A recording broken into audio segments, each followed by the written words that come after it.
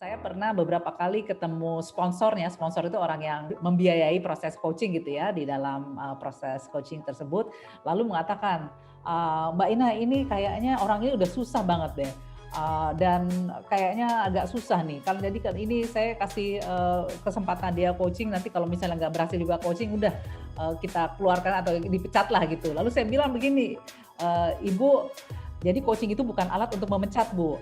Jadi coaching itu adalah alat untuk menumbuhkan potensi atau mendevelop potensi. Saya mau tanya, apakah Ibu masih melihat ada potensi di dalam dirinya? Iya, sebenarnya orang ini bagus, cuman kelakuannya tuh aduh susah banget diatur dan lain-lainnya gitu.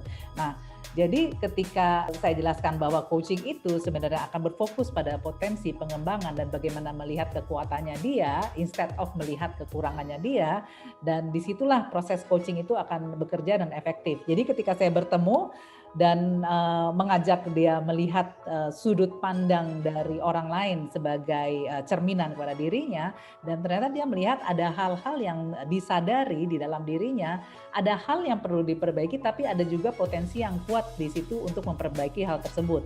Sehingga ketika kita fokus pada potensi yang dia miliki, proses coachingnya itu akan sangat positif. Yang saya maksud positif, dialognya itu menjadi dialog yang, dia akan merasakan, "Oh, sebenarnya saya punya potensi." Dia menyadari kesadaran dirinya, "Oh, banyak yang perlu saya perbaiki, tapi yang saya perlu perbaiki itu sesuatu yang akan mengarahkan kepada potensi saya lebih kuat lagi." Jadi, belief teman-teman sebagai coach nantinya bahwa seseorang itu punya potensi, itu akan menjadi sangat kuat.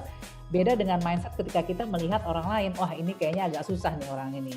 Wah, berat ini orang ini, nggak bisa nih, nggak bisa." Sehingga akhirnya di dalam proses coaching kita juga stuck karena kita merasa, "Ah, dia sih nggak bisa apa-apa nih, nggak bisa melakukan ini, nggak bisa itu." Akhirnya dalam proses coachingnya kita menjadi judgmental, kita menjadi labeling, dan akhirnya proses coachingnya nggak asik karena hubungannya juga menjadi tidak, bermitra dan berenergi ke arah yang positif nantinya.